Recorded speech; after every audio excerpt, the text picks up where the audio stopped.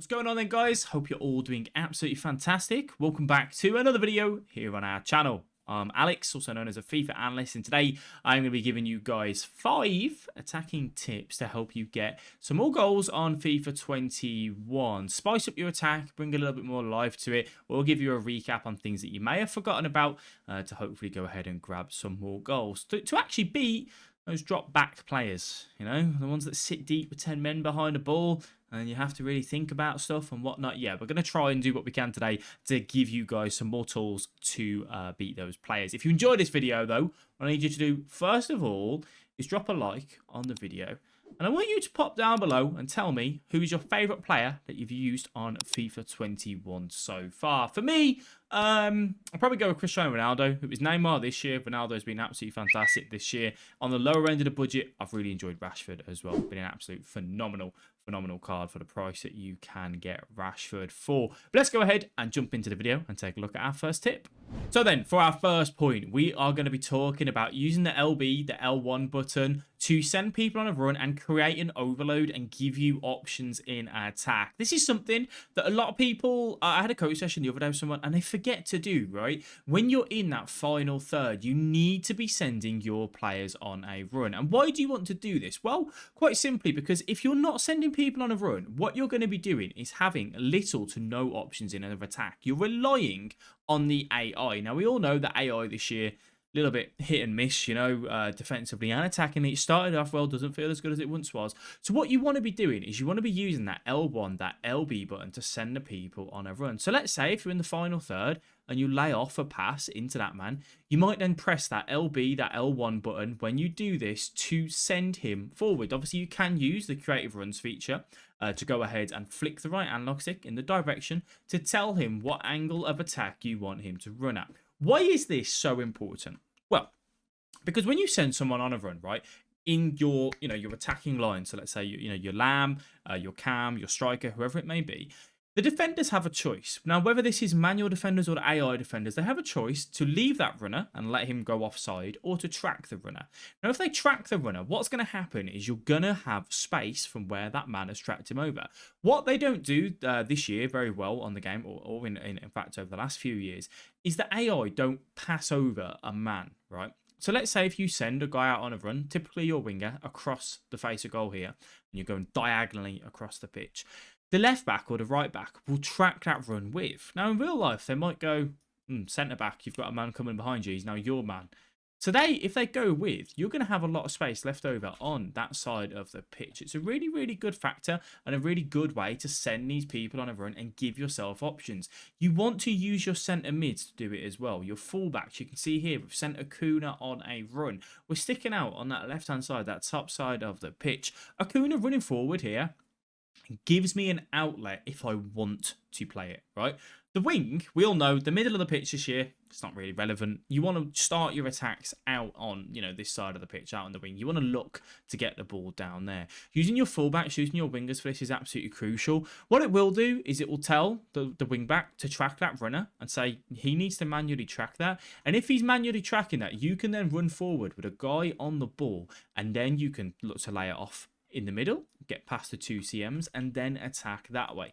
Just using something as simple as the LB, the L1 button, with many passes that you play, will give your attack so much more diversity and make your opposition think about their positioning, And then if they track that run and they pull that man out of position, you then have more space to exploit as well.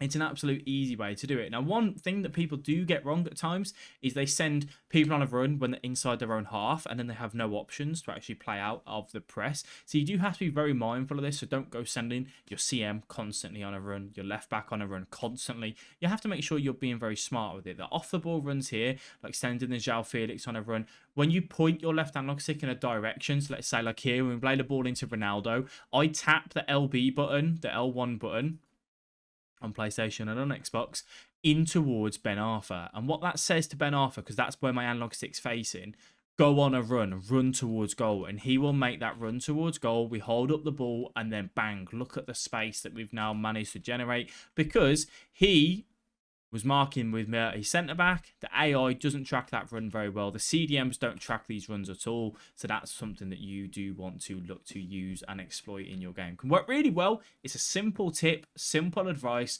but definitely can help take your attack to that. So the next thing that we're going to go ahead and talk about is skill moves to beat a defender. Now, at the minute, we are still currently on a patch where you can use the step overs. Step overs haven't been nerfed just yet, but they will be nerfed in the next few days.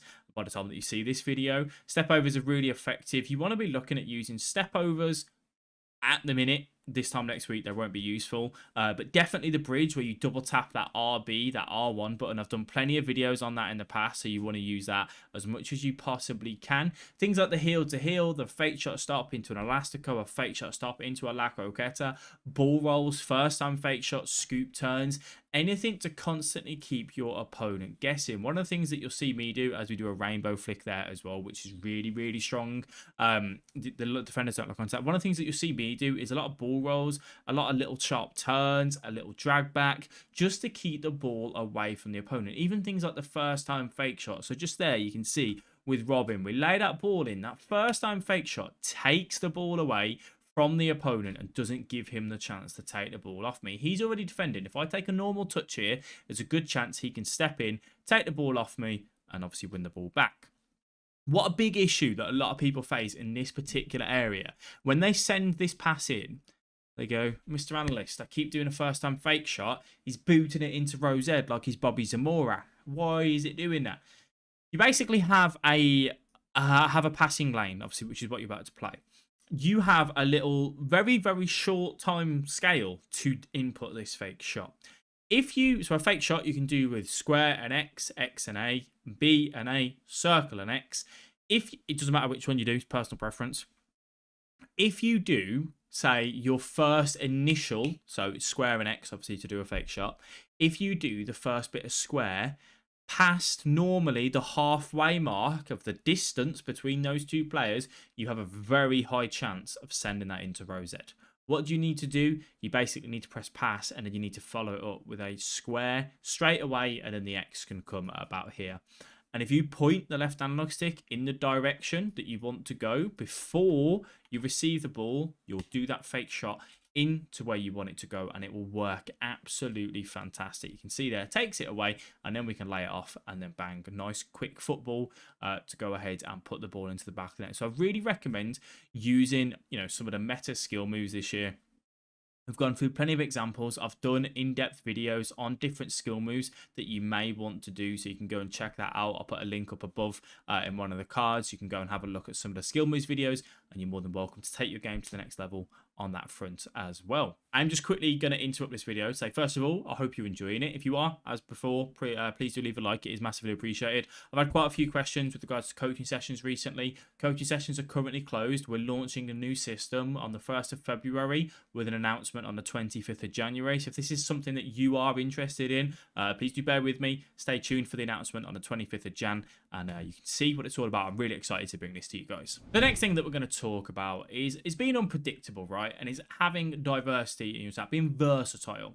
Sometimes being quick, sometimes being slow, sometimes looking for that first time pass, sometimes looking for the patience and the recycling the play, and having the willingness and the patience on the edge of the box. So many times I see so many people get towards the final third and they're not willing to slow it down, go back to the CM, recycle the play. Sometimes people have the opportunity to counter attack and they don't take it. Sometimes people want to take as many touches as they can on the ball. Don't be afraid to lay off these first time passes. Send your men on a run and look for the simple 1-2s and drive forward at the opponent.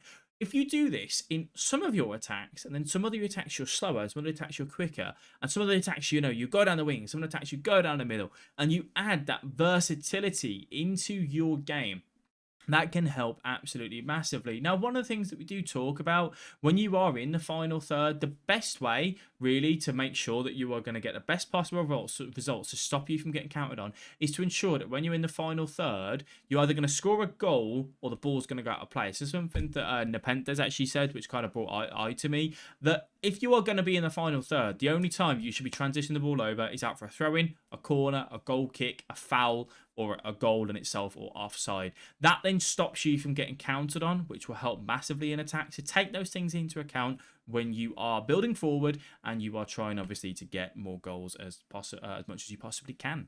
So last but not least, one of the most crucial things that you guys need to make sure you get right is scoring your one-on-ones. Massive, massive part to the game. You've done all the hard work. You've got in on goal.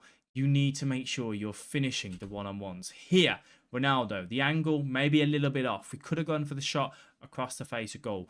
But people are moving their goalkeepers now. People are smarter. People know the shot across the face of goal is really strong. So people are moving their goalkeepers. Expect this. We go for a little ball roll. We then smash it at the near post. This can work really, really well. And it's just about seeing it, looking for the 3 Ps, the position, the player, and the pace of the player that you've got. I've done a separate video on how to finish one-on-one, so go and check that out, link up above, and make sure you guys take that into account. And you will score more goals if you're banging in 95% of your one-on-ones. It's something that I'd like to say the top level players really do make sure that they do. They get in one-on-one, they look for the chip, they look for the ball roll, they take it past the keeper, or they ensure that their shot is going to be guaranteed to pop it into the back of the net. You have to make sure that you are taking the biggest advantage of it, obviously, when it comes to FIFA 21 and popping the ball in the back of the net. So those are my tips.